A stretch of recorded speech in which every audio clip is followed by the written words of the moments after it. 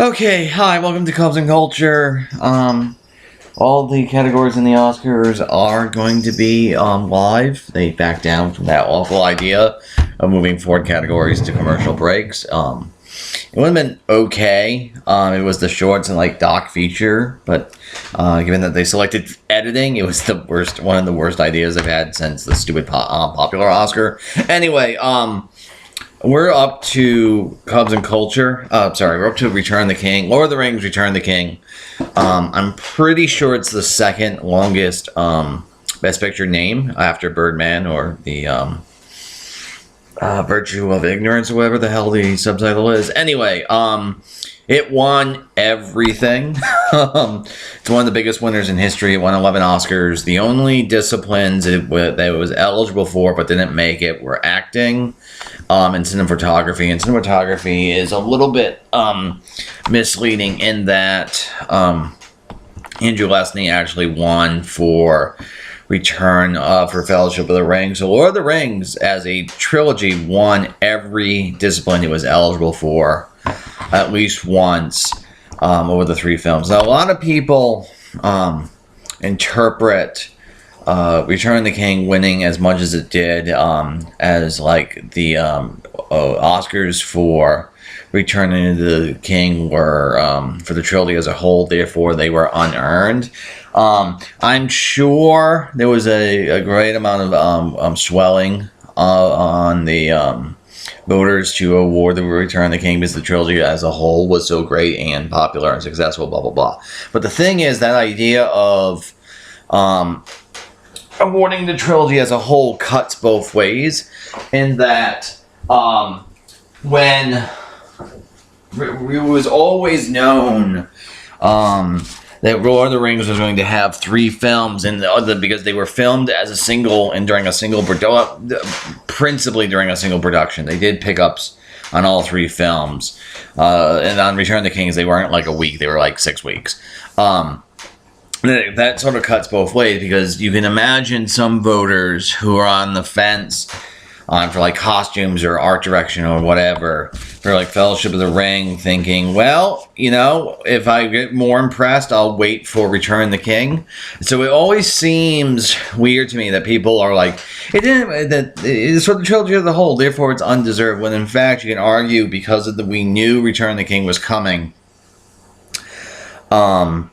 The Oscar totals for the other two films were suppressed because people were planning on always voting for Return the King if it was good. Anyway, I really like this film series. Let me bring up the trailer now. It's a relatively faithful adaptation of the Tolkien novel, or Tolkien novels. Because Lord of the Rings isn't really a trilogy. It's a big book cut into 3 parts because of paper being too expensive. In any case, so it's a story with the ring and story of it's a multifaceted story, but basically the thrust of it is this guy named Sauron tricked everyone to make rings of power, and whoever controls the rings controls the world, basically. And Return the King is they're finally getting there to destroy the main ring, which is the one ring which is bound to Sauron's life force, blah blah blah. And then the name actually comes from Aragorn or Strider. I'm gonna probably call him Strider, returning to the throne of Gondor, blah blah blah. So it's high fantasy. The thing I most like about this film is one, it's high fantasy films, or fantasy films in general, are always sort of on a nice edge of being moving and involving, and then also coming across as sort of cheap and unbelievable or campy. And Lord of the Rings really does feel, in all its production values, art direction, costumes, makeup, etc., as more of like a historical. It doesn't feel like a fantasy film per se. It has the time and the care, and they so designed the movie, and they so thought about how things were supposed to be, that it's really ultimately very, very believable, and very, very feels like a piece of actually film historical fiction, except there's like giant spiders and dragons and stuff.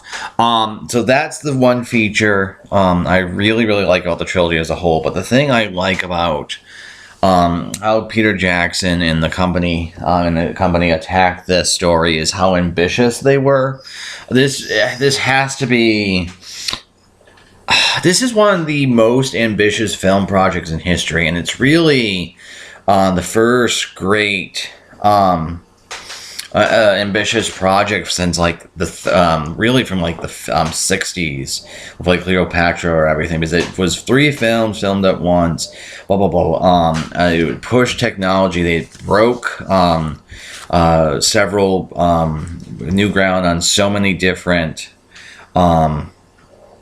ways, like with Massive, which is how they did the armies, or Golem, which is that character being the first CGI character that gets a dramatic performance, him getting digital makeup, etc. Some of the scale techniques, meaning the different heights of the characters, were developed. It also has a great blend of sort of old stuff with new stuff. And so let me bring up that one scene. It's my favorite moment on all of Lord of the Rings, and it's that moment. It's a great blend of CGI technology with a model. This is them riding to Minas Tirith, which is where most of the movie takes place.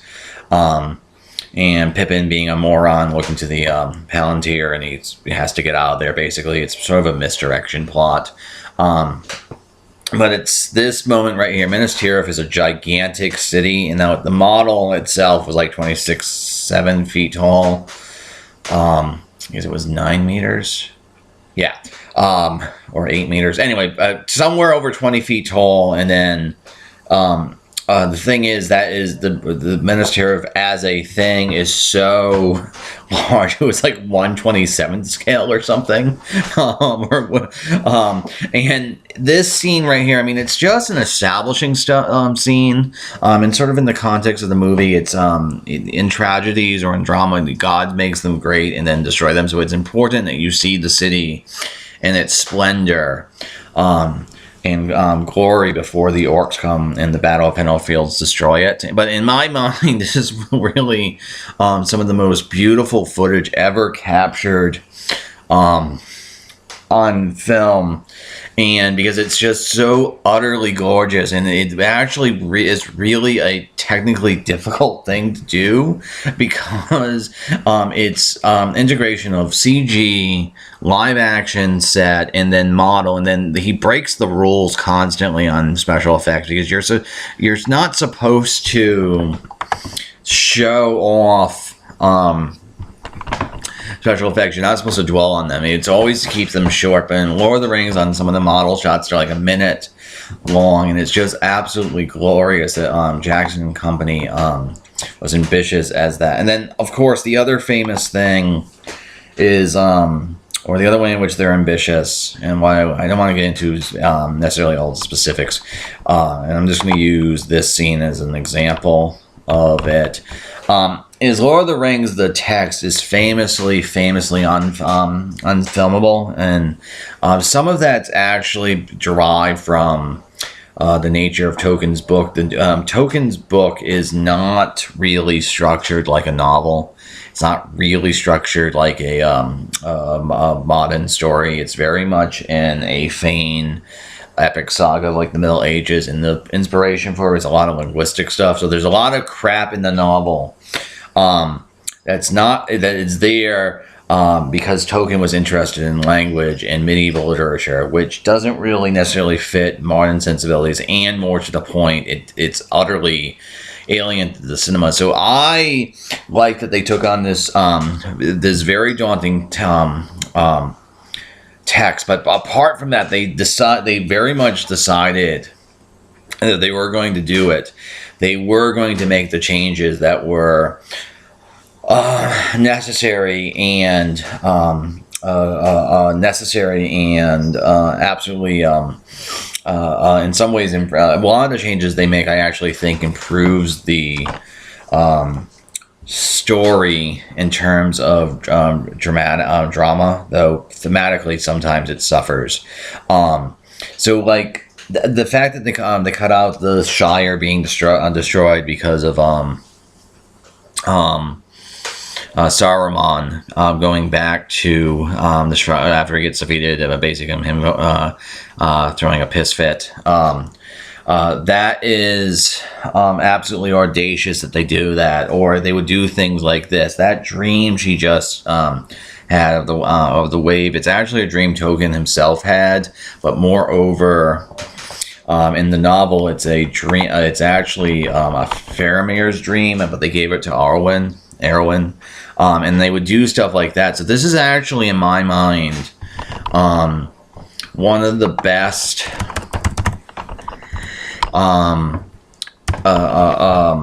adaptations, because it really does feel like Lord of the Rings, the novel, in the grand strokes, while also changing it to suit cinema, but also just sort of shaping it for Jackson and company's own sort of conviction. So like one of the things that really piss people off is Faramir, because he's the character in the novel is a lot more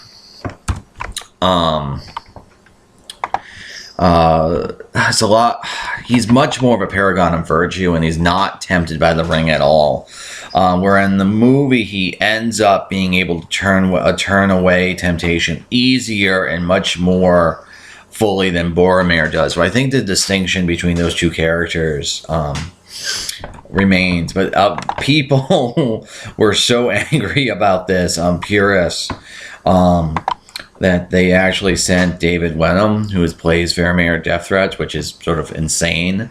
But that sort of audacity to actually wrestle with Tolkien's text, and while largely be faithful to it,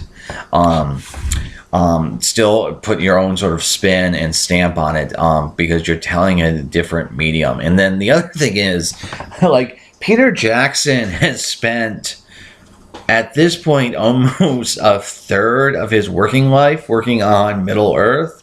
And so in some ways, like, he's almost as important as Tolkien, in a sense, because of how much he has shaped our collective understanding of that piece of fictional real estate. Anyway, I feel like I'm going to ramble. I will one day talk about Lord of the Rings at depth. So that's going to be it. See you guys in a bit.